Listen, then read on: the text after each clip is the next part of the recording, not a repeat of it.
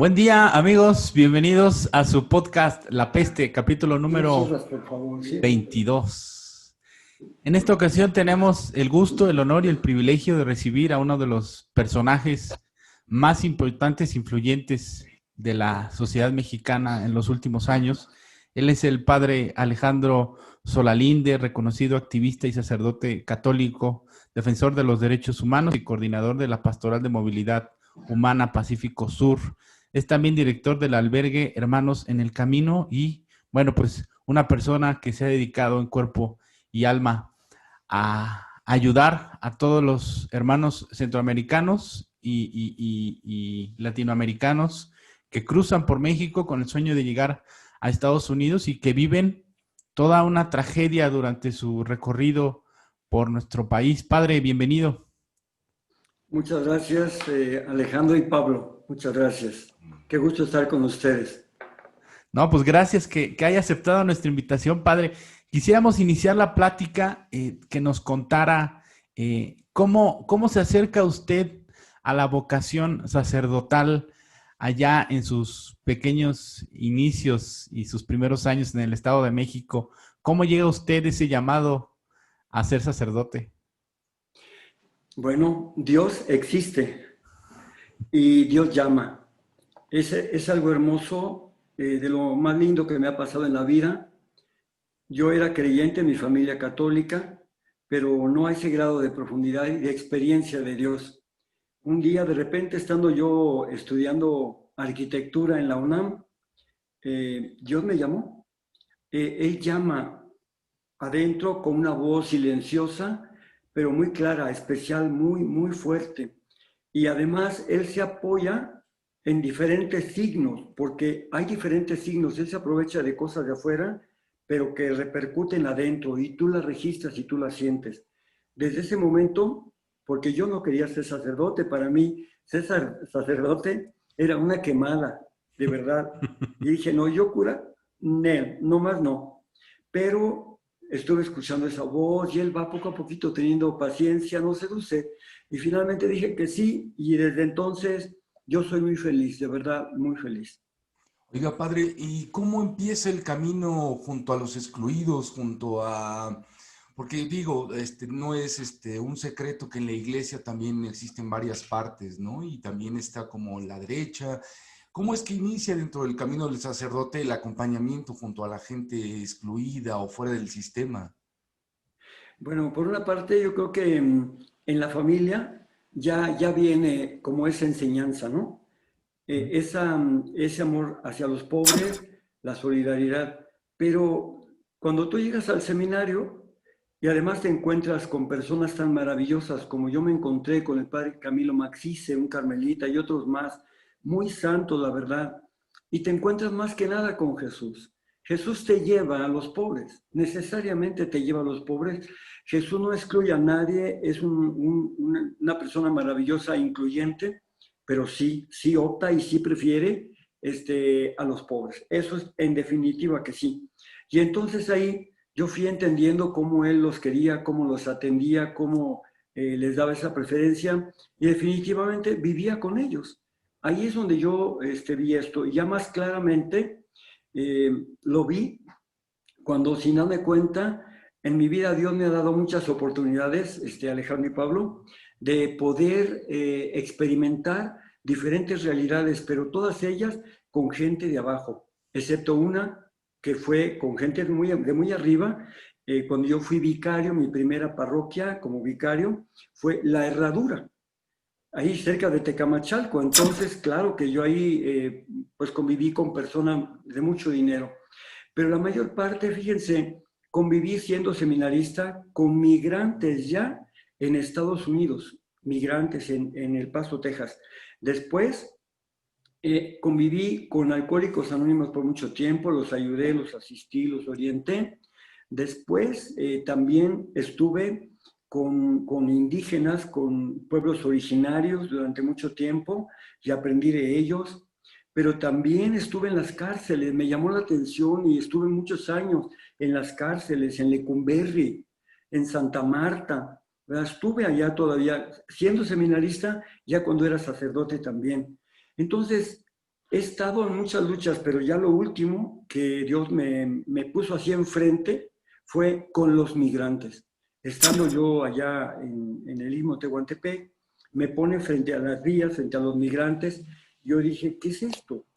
Y a partir de ahí empecé a investigar, empecé a ver, empecé a darme cuenta de todo lo que ellos vivían y definitivamente me metí con ellos.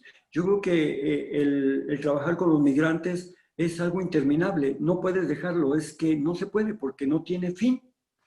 Uh-huh. Para muchas personas que de repente están alejadas de todo este tipo de circunstancias que usted nos relata, padre, es totalmente incomprensible el que veamos gente que abandona sus países y la gente a veces no lo entiende, pero estamos en una vorágine de un sistema económico que está comiéndose país tras país, sector de la población todo el tiempo. Y entonces estas personas en realidad son víctimas de un sistema, víctimas de sus gobiernos, víctimas de muchísimas cosas y vemos que el acercamiento que se tiene por parte de diferentes sectores de la población es muy corto. Incluso hay a veces como un sentimiento de exclusión por parte de la sociedad mexicana. Sí, mira, tú tocas un punto muy importante. ¿Por qué la gente sale?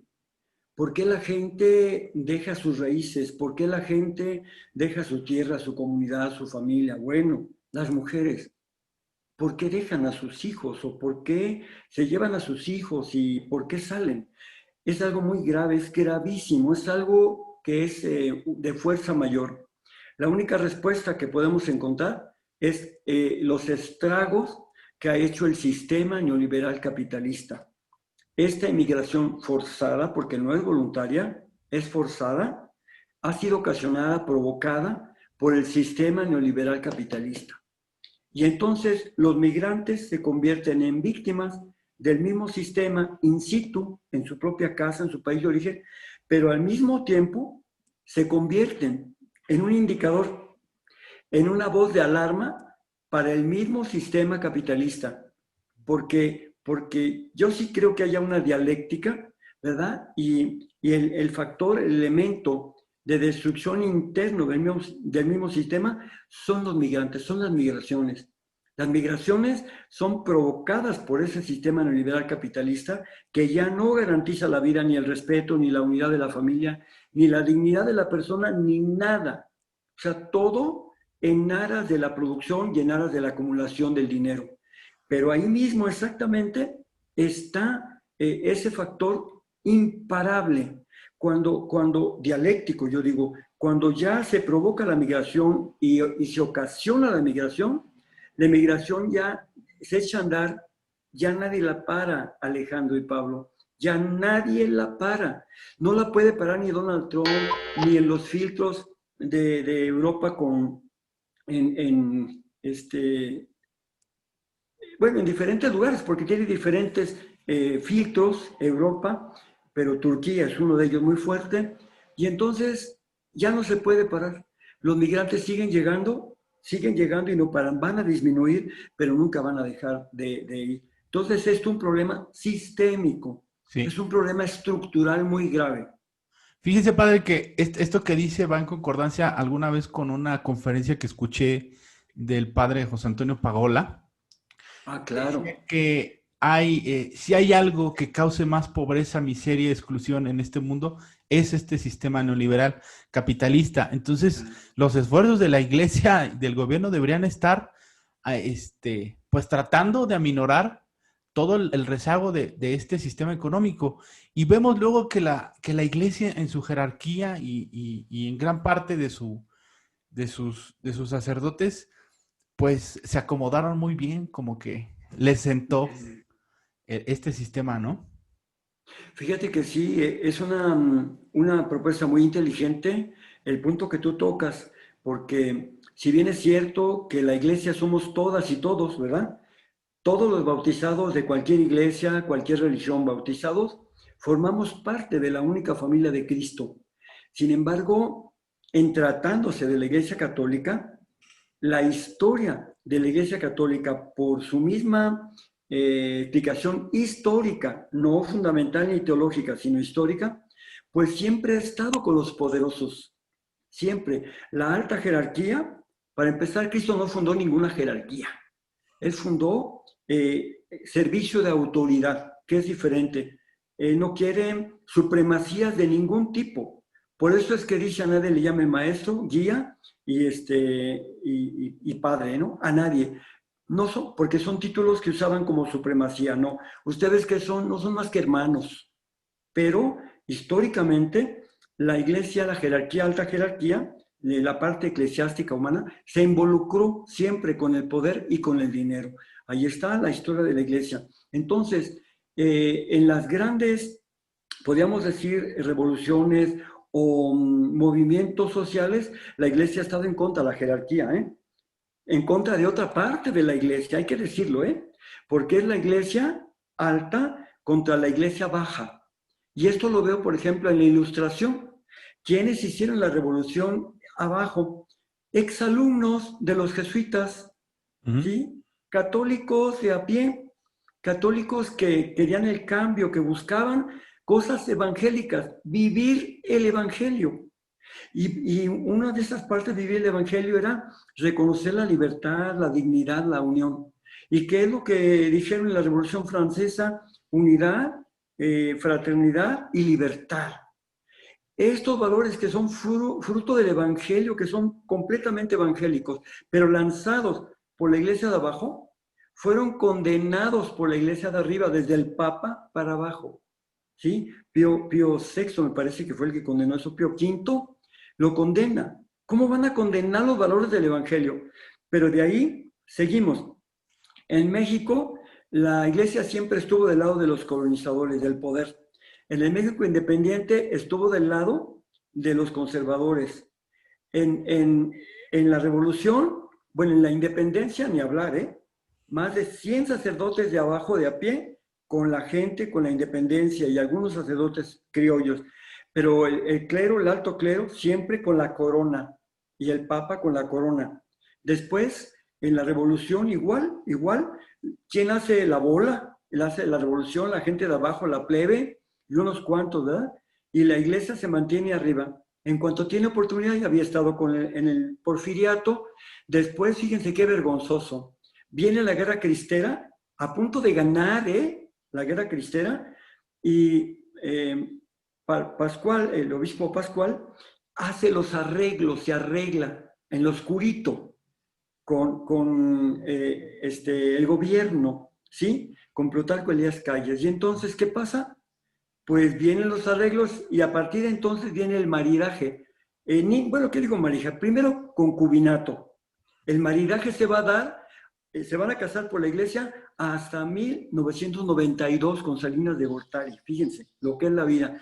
Van a tener relaciones ya diplomáticas reanudadas y ahí empieza otra vez la participación de los privilegios, del poder, del dinero. Durante todos los gobiernos priistas y panistas, el prianismo, la jerarquía, la alta jerarquía de la Iglesia Católica estuvo toda involucrada con ellos. Ahora que viene un cambio y que está Andrés Manuel, no hay un solo obispo. Para vergüenza de la Iglesia, no hay ningún obispo que esté con esta transformación. Pero ¿qué pasa? ¿No están con la democracia? ¿No están con la igualdad? ¿No están con la preferencia por los pobres? ¿No están por... ¿Qué pasa? ¿Por qué añorando tantas las cebollas de Egipto? ¿Por qué están tanto suspirando por esa oligarquía, por esa corrupción que les dio poder y que les dio dinero? Bueno, Eso padre, es lo creo que está también pasando. la iglesia se puede llamar también como un poder fáctico, ¿no? O sea, es algo con lo que tiene que gobernar Andrés Manuel. Pero también nos gusta pensar que Latinoamérica ha sido tierra fértil para la teología de la liberación y ha sido tierra fértil también para gente como el obispo Samuel Ruiz, que ha levantado y que hicieron movimientos impresionantes. ¿Por qué pasa esto, padre? Quisiéramos saber su opinión, o sea, desde Centroamérica hasta Chiapas, no solamente hay un fenómeno migrante, sino también hay un fenómeno de hartazgo social y de toma de armas y movilizaciones impresionantes. Fíjate que te voy a decir algo muy duro, Pablo, ¿verdad? Sí, sí, sí. Te voy a decir algo muy duro. Nuestros referentes están muertos. Aunque estén vivos en nuestro pensamiento, aunque su pensamiento, su testimonio sean vigentes, sean para siempre, pero físicamente están muertos. Hoy no tenemos dentro de la Iglesia Católica obispos proféticos. Ninguno que esté a favor de Andrés Manuel. ¿Ni Raúl Vera? Raúl Vera ya está descontinuado. Raúl Vera ya salió, pero quiero decirte, su testimonio es vigente. Raúl Vera es un testimonio de compromiso, es una persona carismática, pero ni él siquiera ha apoyado a Andrés Manuel, ni él, por cuestiones personales, ¿sí? Por cuestiones personales, pero no ha apoyado a Andrés Manuel, nunca. Entonces, no hay ningún obispo, ni Raúl Vera, que apoye en esta lucha por la democracia, porque finalmente no es Andrés Manuel, no es la persona. Yo, por ejemplo, personalmente como Solalinde, Alejandro Solalinde, yo no trabajo para Andrés Manuel, yo trabajo con Andrés Manuel para México, porque me interesa México. Andrés Manuel pasa, yo también voy a pasar, pero México se va a quedar. Ya. Ese es nuestro, por ahí queríamos también encaminar un poco la entrevista, padre. Su relación con Andrés Manuel, digo, ha salido en medios de comunicación y es a la luz pública que tiene una relación estrecha con Andrés Manuel. ¿Cómo surge esta relación con él? Fíjense que esta relación vino de menos a más. Porque después de haber vivido esta experiencia con Felipe Calderón, desastrosa, porque mira que con ellos me metí hasta en la cocina, con senadores, con panistas, en Los Pinos, con Margarita Zavala, con Felipe Calderón, o sea, con secretarios de Estado, me metí hasta la cocina. Y ni por ser sacerdote me hicieron caso. Ellos siguieron con sus rollos y al fin y al cabo se corrompieron. Con Peña Nieto, y también hay que decirlo con su secretario de Estado, también me metí con la finalidad, fíjate, de sacar no algo personal, porque yo pobremente no necesito nada de ninguno de ellos, Gracias a Dios, mi vida es tan sencilla que lo que Dios me da es más que suficiente. Pero me preocupaba México, y como ellos no hicieron caso, de verdad tengo testimonios escritos de cartas que yo les mandé a los panistas, a los priistas, al mismo Peña Nieto, que no hicieron caso. Entonces yo dije, pues Andrés Manuel. Pero entonces, fíjense, hace más de 3 años, yo no conocí a Andrés Manuel. Por Morena no era partido, era un movimiento. Yo lo fui a ver a él, lo fui a buscar a él, porque dije, ¿qué tal si se hace? ¿Qué tal si llega a ser partido? ¿Y qué tal si llega a ser candidato? ¿Y qué tal si llega a ser presidente? Entonces yo me acerqué con él y lo entrevisté. Me cayó bien por su sencillez, porque inmediatamente me habló de tú y hablamos sinceramente. Y me cayó bien, hasta ahí nada más, Hasta ahí, porque yo no sabía nada de él. Después, como candidato, ya empecé a tratarlo un poco más, me llamaron la atención cosas que él decía, pero ¿quién le va a creer a un candidato? La verdad. Entonces yo tuve mi reserva siempre, pues empujado por la experiencia desastrosa que había tenido con los anteriores, ¿no? Y entonces yo dije, pues sí, pero con cautela. Yo lo oía, dije, pues eso que dice está bien, pero quién sabe si lo vaya a hacer. Cuando viene como presidente, ya como presidente electo, fíjense, ya electo después del 1 de julio de 2018, perdón, lo empieza a oír y empieza a decir cosas fuertes. Con 500 personas del gobierno que iban a formar después todos los cuadros de legislativo y judicial. Empiezo a oírlo y lo que él les dice cosas muy importantes como esta, le dice, aunque ustedes me hayan ayudado y aunque hayan estado conmigo en la lucha para acceder al poder, si alguno comete un acto de corrupción o tiene otras cosas, lo siento, pero yo no lo voy a ayudar y va a enfrentar la justicia. Eso me llamó la atención, que se lo dijera ahí a todos, se lo repitiera, ni a mi familia, a nadie voy a perdonar. Y ahí estaban sus hijos, Entonces pasó el tiempo y en la medida que ha transcurrido los años, el tiempo, yo me he ido identificando muchísimo con él, muchísimo, pero muchísimo. Yo creo que mi conciencia ha sido forjada por muchas maneras. Yo me formé propiamente los 3 últimos años fuera de la estructura del seminario, con una situación más crítica, porque así me formaron también mis superiores, ¿verdad? Y entonces yo me veía muy identificado con Andrés Manuel en eso de los pobres, la honestidad, porque es importante que tengamos una autoridad moral. Ahorita que me hablaban ustedes de referentes, sí, sus referentes están muertos, pero el referente actual de un testimonio de vida cristiana, fíjense, es Andrés Manuel. Y entonces lo he oído y yo lo quiero mucho, de verdad, ahora sí. Somos más que amigos, somos hermanos, de verdad, somos hermanos, y yo sí puedo decir que meto las manos al fuego por él, no por los demás. Porque una cosa es él, y otra cosa son los morenos y morenas, y otra cosa es los secretarios de Estado y todo lo demás. Ahí hay de todo, es una revoltura que yo un día le dije, no le digo a quién, pero dos personas muy importantes, claves en la política actual del gobierno de Andrés Manuel, les dije un día, a uno le dije de una manera, pero a otro, que son presidenciales los dos, le dije que no le llegaban ni a los talones a Andrés Manuel, porque así le dije, le dije a uno, tú nada más andas buscando el poder y el dinero. Tú naciste rico, tú no sabes de hambre, de los pobres, ¿sí? Y tú lo que quieres es usar Morena y usar todo esto para después de 2024 posicionarte tú. Y le dije muchas cosas más que no quiero decir, pero esa es la verdad. Entonces, mi preocupación muy grande es que la gente no sepa leer correctamente lo que es Andrés Manuel. Están tomándolo como si fueran mandatarios anteriores. Y también estoy viendo personas muy importantes de autoridad moral como el rector de la Ibero, ¿verdad? Que para mí es una persona muy, muy valiosa.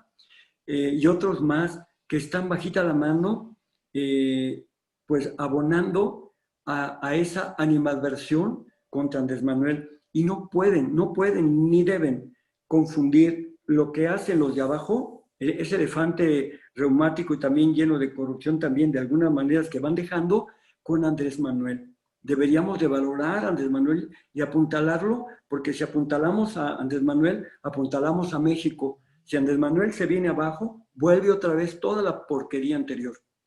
Padre, a mí me gustaría que nos ayudara a interpretar los diferentes acercamientos que hace Andrés Manuel con las iglesias evangélicas. Hay enormes ejemplos en América Latina, Bolivia, Brasil, en donde estos grupos evangélicos están muy cerca de la derecha, incluso golpes de Estado, poniendo a presidentes como Bolsonaro, por ejemplo. Y Andrés Manuel vemos que hace a veces una ensalada ecuménica un poco extraña entre católicos, evangélicos. ¿Cómo interpretar estos signos viendo la laicidad que debe insistir en el Estado? El Estado es laico, pero no ateo. No hay que olvidar eso, es muy importante, ¿eh? Ajá. Por otro lado, ¿por qué no puede ser un Estado ateo representante de la mayoría cristiana? Andrés Manuel no puede compararse con los demás gobiernos de América Latina, no. Andrés Manuel es punto y aparte.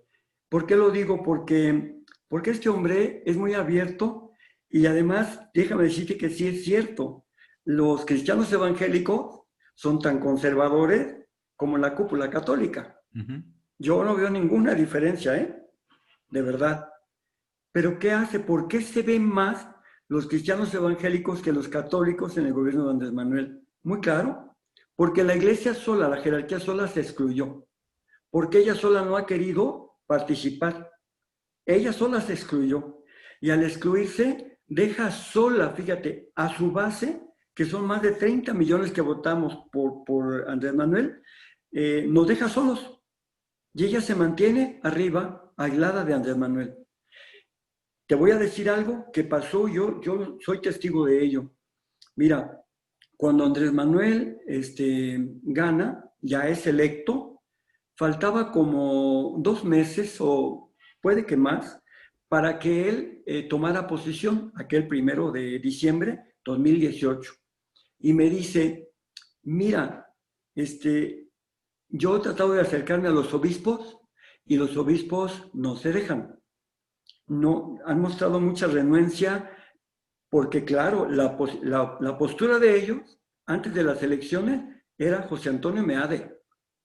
Era la postura de la mayoría. Y otros del PAN. Era la postura. Ahora que viene Andrés Manuel, se quedan sin nada. Y entonces me dice, mira, no responden. ¿Por qué no les hablas a los jesuitas? Así me dijo él, ¿eh? Porque para él los jesuitas son la parte más abierta de la iglesia, que pueden estar más de acuerdo con los cambios y compromiso social que él quiere hacer y que él está haciendo por los pobres. Entonces, yo traduje esto y dije, bueno, no solamente son los jesuitas, también son las congregaciones y órdenes. Y me lancé, óiganlo, a ver a los provinciales, a los superiores mayores, a las superiores mayores, para que hiciéramos una reunión, no para AMLO, pues ya había ganado, sino para ver cómo podíamos hacer para ayudar a construir el tejido social, reconstruir el tejido social de México. ¿Cómo hacer ese cambio pacíficamente con un espíritu incluyente?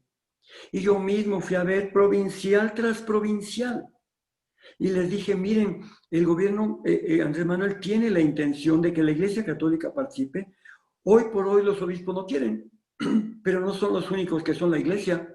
Entonces, vamos a ver a los religiosos, las religiosas, si quieren participar. Y fíjense, respondieron muy bien. La primera reunión la tuvimos en la notaría de Olga Sánchez, como ya titular de Gobernación. Pero después yo hice, en una casa, que no voy a decir dónde es, pero de una religiosa, hice una reunión con provinciales, con superiores mayores, religiosas, religiosos, para decirles, miren, tenemos que hacer algo por México. México entra en una etapa de transición. La transición no es otra cosa más que la Pascua del Señor. Es eso, es el paso de todas las formas de muerte a todas las formas de vida. La democracia es una de ellas, la misma superación de la corrupción es otra de ellas, etc. Entonces entendimos muy bien y empezamos a trabajar, fíjense, empezamos a trabajar. Andrés Manuel estaba muy contento por la presencia de la Iglesia Católica ahí, porque él quería un equilibrio.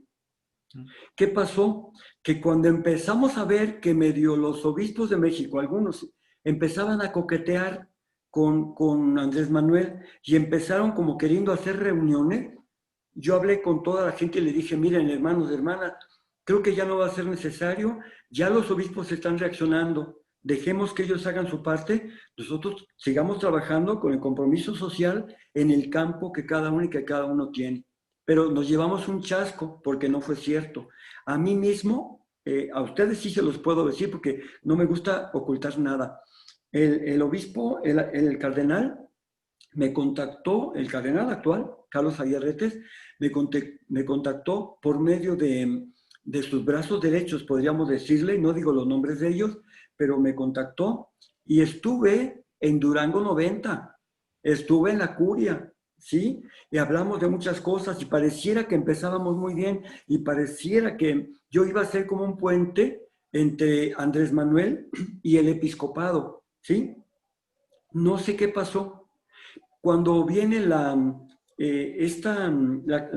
caravana que acompañé yo, la última que acompañé, que fue en 2018, en noviembre, tuvimos necesidad de ser acogidos en la ciudad y hubo un momento en que yo le pedí a la arquidiócesis que me apoyara, pues abriendo sus puertas a la parroquia, a las parroquias, y también que me apoyara abriendo espacios, ¿sí? ¿Por qué? Porque no hay, hasta la fecha, óiganlo bien, ninguna casa del migrante en México por parte de la arquidiócesis. No hay. Y tampoco, que yo sepa, hay ninguna parroquia abierta a los migrantes. Los pueden atender casi en todas, pero recibirlos, no. Y entonces, creo que de ahí... ¿No pertenece a la arquidiócesis? ¿Yo? ¿El servicio jesuita migrante no pertenece a la iglesia? ¿Cuál, perdón? ¿El servicio jesuita migrante? No, mira, los jesuitas son jesuitas, ellos son una orden. Y el servicio que ellos prestan, aunque es a toda la arquidiócesis y a toda la iglesia mexicana, pero es de los jesuitas, no hay que olvidarlo. Cada uno de nosotros tiene su propio establecimiento y aunque formamos todos parte de la Iglesia Católica y formamos todas y todos parte de la dimensión pastoral de la movilidad humana del episcopado mexicano, y ahí estamos las casi 30 casas del migrante, albergues. Ellos son parte de eso. Ellos participan en esto con cuatro obras que son las Iberos, que son servicio a migrantes, jesuita migrantes, voluntariado jesuita y el proyecto Quino, Pablo Quino, Padre Quino, de Sonora y Arizona.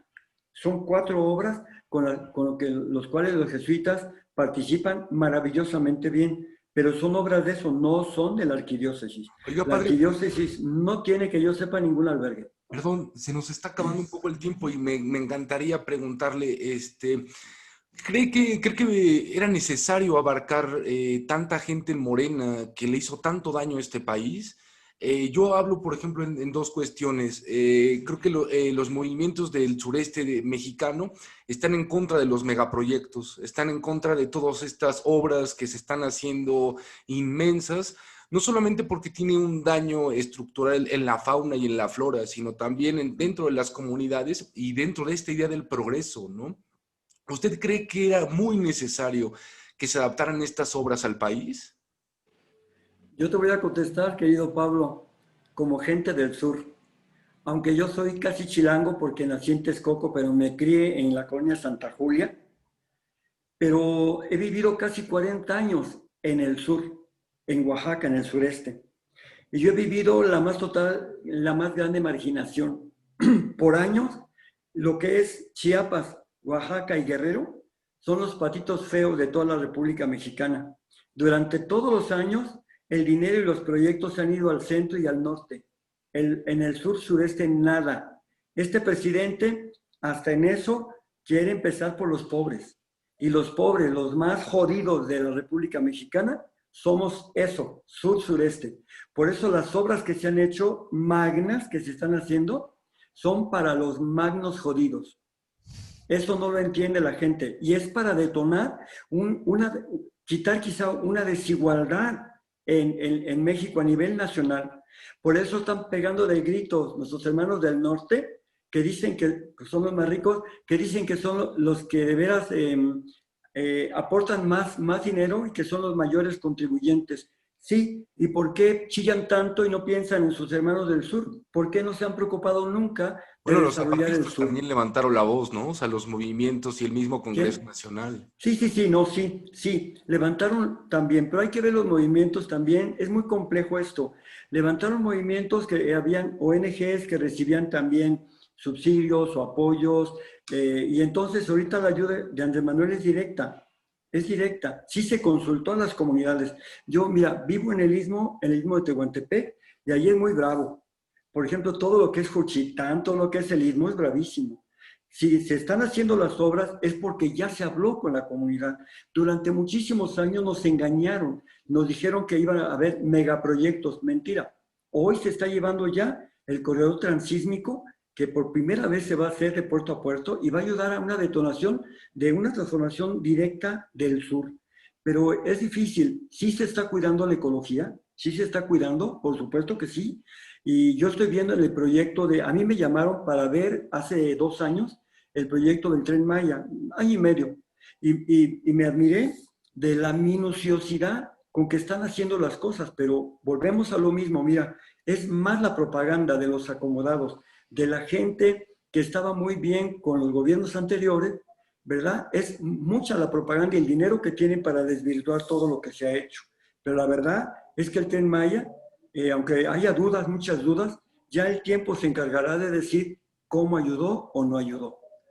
Padre, ¿qué opinión le merece esta reedición a la mexicana de la Guerra Fría que están levantando allá en el norte con los de Frena, los grupos católicos de ultraderecha que están en contra del aborto, en contra de la ideología de género, y en fin, muchos también grupos empresariales que están con esta cantaleta del comunismo, otra vez el fantasma del comunismo, padre?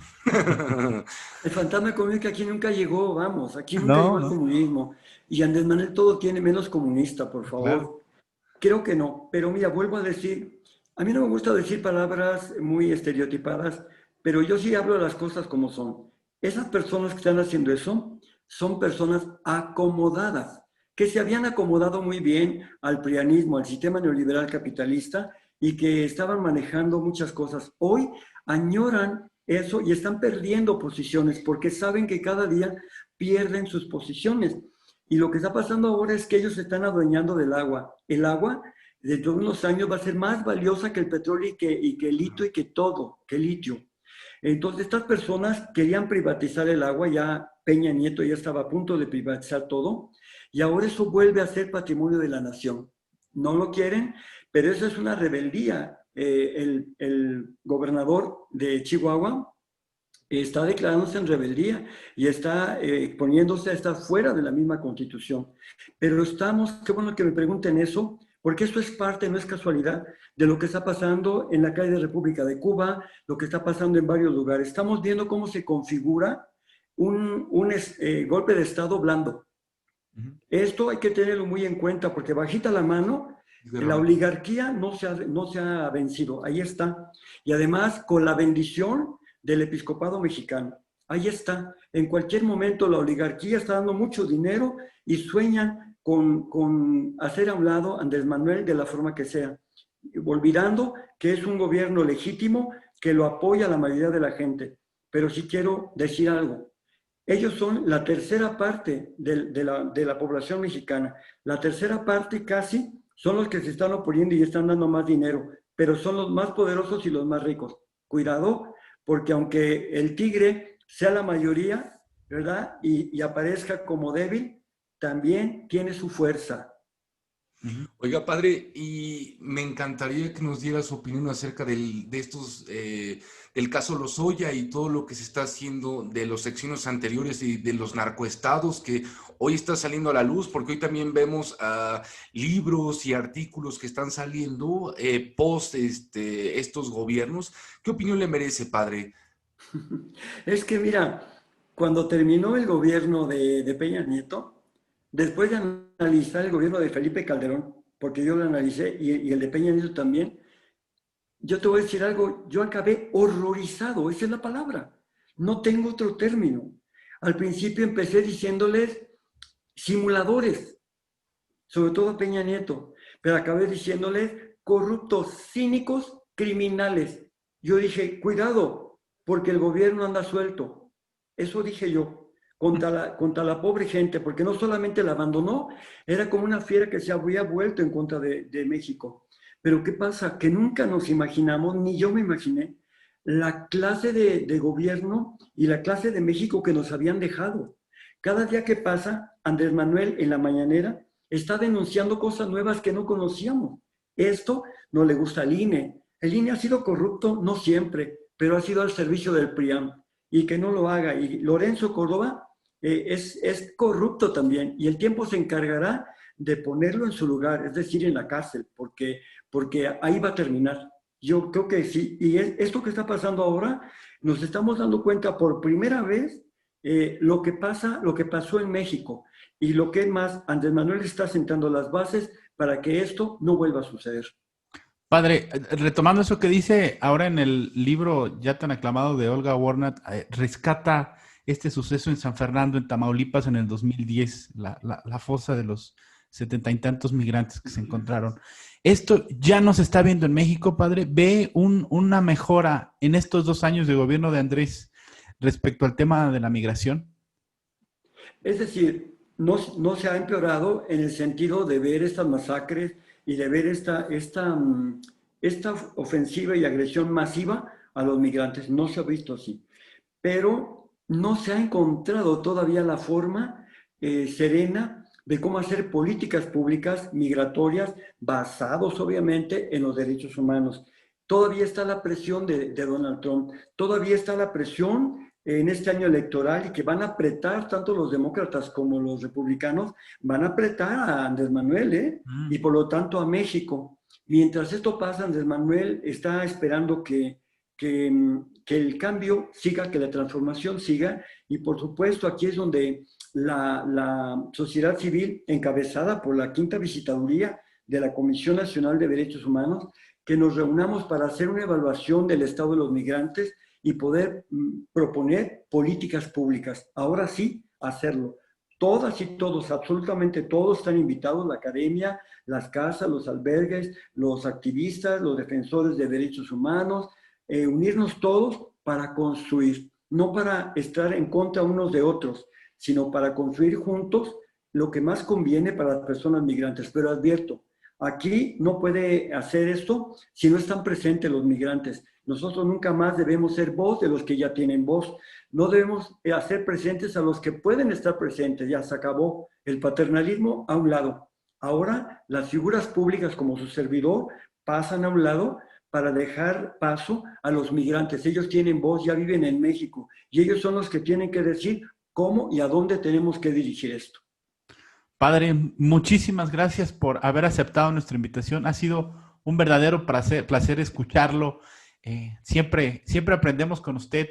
Estamos muy pendientes de sus entrevistas, de sus apariciones. Sus redes sociales también. Muchas gracias, tocayo. Gracias, Pablo, y estamos a las órdenes. Gracias, padre, y muchísimas gracias por haber participado. Y bueno, muchísimas gracias también a todos por recibirnos en sus casas en el episodio número 21. 22 de La Peste.